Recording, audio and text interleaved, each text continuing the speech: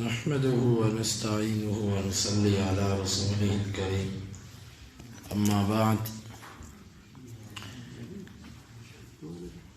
باب من أخذ الغصن وما يؤذي الناس في الطريق فرما به. یہ باب ہے جس بندے نے راستے سے کوئی ٹہنی یا ہر وہ چیز جو لوگوں کو اذیت دیتی ہے اس کو پکڑا اور راستے سے دور کر دیا. امام بخاری کہتے ہیں کہ ہمیں بیان کیا عبداللہ بن یوسف نے، اور کہتے ہیں ہمیں خبر دی مالک نے سمئی سے، وہ ابو صالح سے، وہ ابو ہریرہ رضی اللہ عنہ سے، کہ اللہ کے رسول صلی اللہ علیہ وسلم نے فرمایا کہ بینما رجل یمشی بطریق، اس دوران کہ ایک آدمی راستے میں چل رہا تھا، فوجد غصن شوک، پس اس نے کانٹوں والی ایک ٹہنی کو دیکھا، فاخذہ، پس اس نے اس کو پکڑ لیا، فشکر اللہ لہ فغفر لہ، پس اللہ نے اس کی اس نیکی کو قبول کیا اور اس کو معاف کر دیا. اس حدیث کا مطلب یہ ہے کہ کوئی بندہ راستے سے اگر کسی تکلیف کو ختم کرتا ہے، کسی اذیت والی چیز کو ختم کرتا ہے اور وہ اس پر اجر کی نیت رکھتا ہے، تو اللہ تعالیٰ اس کو اس کی اس نیکی کو ضائع نہیں کرتا. حدیث کے اندر لفظ ہیں کہ اللہ تعالیٰ نے اس کی نیکی کو قبول کیا اور اس کو معاف کر دیا. اس کے دو مطلب ہیں. ایک مطلب یہ ہے کہ اللہ تعالیٰ نے اس کو نیک اعمال کی توفیق عطا کر دی، جس کی وجہ سے وہ جنت میں داخل ہوا. دنیا میں نیک اعمال کی توفیق عطا کر دی.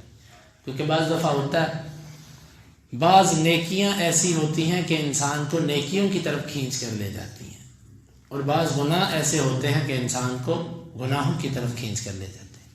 تو ایک اس کا مطلب یہ بیان کیا گیا کہ اس کی یہ نیکی اللہ تعالیٰ کے یہاں اتنی قبول ہوئی کہ اللہ تعالیٰ نے اس کی زندگی بدل دی اس نیکی کی وجہ سے، تو لہذا وہ اللہ نے اس کو معاف کر دیا نتیجتاً. دوسرا اس کا مطلب یہ ہے کہ نہیں، بس اس نے یہ نیکی کی اور اللہ تعالیٰ نے اس نیکی کی وجہ سے ہی اس کو معاف کر دیا. یہ معنی بھی ٹھیک ہے، کیونکہ اللہ تعالیٰ وہ رب ہے، وہ جس کو چاہے معاف کرے، جس کو چاہے پکڑ دے. وہ چاہے تو کسی کو ایک نیکی کی وجہ سے جنت میں داخل کر دے، اور چاہے تو کسی کو ایک گناہ کی وجہ سے پکڑ کے سزا دے. لیکن اس کے ساتھ باقی آیات کو بھی سامنے رکھے تو یہ ضروری ہے کہ اس بندے کا عقیدہ شرک والا نہیں تھا، کیونکہ مشرک کو اللہ تعالیٰ کبھی معاف نہیں کرتا. ان اللہ لا یغفر ان یشرک بہ، اللہ کبھی بھی مشرک کو معاف نہیں کرتا. اگر اس کا عقیدہ شرک والا ہوتا تو کبھی بھی اللہ تعالیٰ اس کو معاف نہ کرتا. کیوں؟ یہ بات میں نہیں کہہ رہا، خود اللہ تعالیٰ نے فرمایا کہ اللہ شرک کو معاف نہیں کرتا، اس کے علاوہ کو معاف کرتا. معلوم ہوتا ہے کہ انسان اس کے عقیدے میں شرک نہیں ہونا چاہیے. شرک نہ ہو تو پھر رب کسی ایک نیکی کو بھی قبول کر سکتا ہے. لیکن یہاں پر ہمیں غافل نہیں ہونا چاہیے، کیونکہ مجھے کیا پتا میری کوئی نیکی شرک کے علاوہ، میں شرک نہیں کرتا، اب میری کوئی نیکی اللہ کے ہاں قبول بھی ہوئی ہے کہ نہیں. جب مجھے پتہ ہی نہیں اس بات کا تو مجھے اللہ کی خالی رحمت پہ توکل نہیں کر لینا چاہیے کہ جی اللہ بڑی رحمت والا، وہ معاف کر دے گا. یہ اللہ تعالیٰ کی رحمت پر توکل اور یقین نہیں ہوتا، بلکہ یہ شیطان کی طرف سے اعمال سے دور کرنے کا ایک طریقہ ہوتا ہے. نیکی سے دور کرنے کا ایک یہ بھی طریقہ ہوتا ہے کہ اللہ کی رحمتوں کو یاد دلا دیتا ہے کہ اللہ معاف کر دے گا، چھوڑو یار یہ کیا بات ہے، مولوی نے تھوڑی معاف کرنا ہے، اللہ نے معاف کرنا ہے. یہ ایک ابلیس کا طریقہ ہے جس کے ذریعے وہ لوگوں کو نیکیوں سے دور کرتا ہے. تو اس حدیث کے اندر اگر دوسرا معنی بھی لیا جائے تو یہ بھی قبول ہے. اسی لیے سلف کہتے تھے نا کہ ہماری ایک نیکی بھی اگر اللہ کے یہاں قبول ہو جائے تو ہمارے لیے کافی ہے. تو بہرحال اس میں ضروری ہے کہ کوئی رکاوٹ نہ ہو، مانے نہ ہو، کیونکہ اگر شرک ہے تو پھر نیکی قبول نہیں ہے، یا لوگوں پر ظلم ہے تو پھر ظاہر بات ہے ظلم کا بدلہ قیامت کے دن دینا پڑے گا. لوگ نیکیاں لے جائیں گے، تو ایک نیکی جب رہے گی نا تو بخشش کیسے ہوگی؟ تو اس کے لیے ضروری ہے عقیدہ بھی ٹھیک ہو اور لوگوں کے لین دین کے معاملات کے اندر بھی وہ کسی کا دیندار نہ ہو، قرض میں یا اس کے علاوہ کسی زبان کی زیادتی میں، ہاتھ کی زیادتی میں، یا کسی طرح کے معاملات میں وہ لوگوں کا دیندار نہ ہو۔ اگر دیندار ہے پھر اس کو اپنی نیکیاں دے کر قیامت کے دن چھوٹنا پڑے گا۔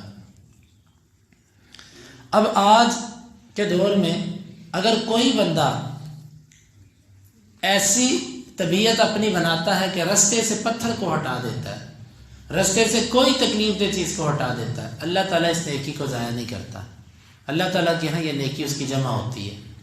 تو اس لیے یہ حدیث ہمیں ایک سبق دیتی ہے کہ انسان کو اپنے معاملات کے اندر اور اپنے معاشرے میں رہتے ہوئے غیر ذمہ دار نہیں ہونا چاہیے، احساس رکھنا چاہیے کہ کسی کو نقصان نہ پہنچے۔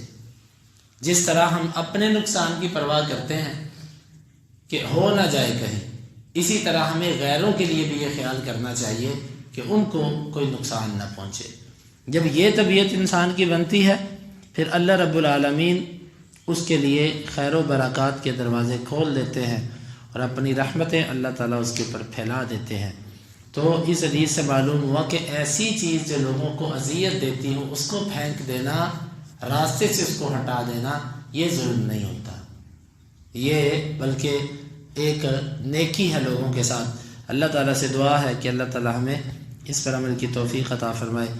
اللہم انفعنا بما علمتنا وعلمنا ما ينفعنا وزدنا علما وآخر دعوانا ان الحمد للہ رب العالمین۔ حدیث نمبر 2472۔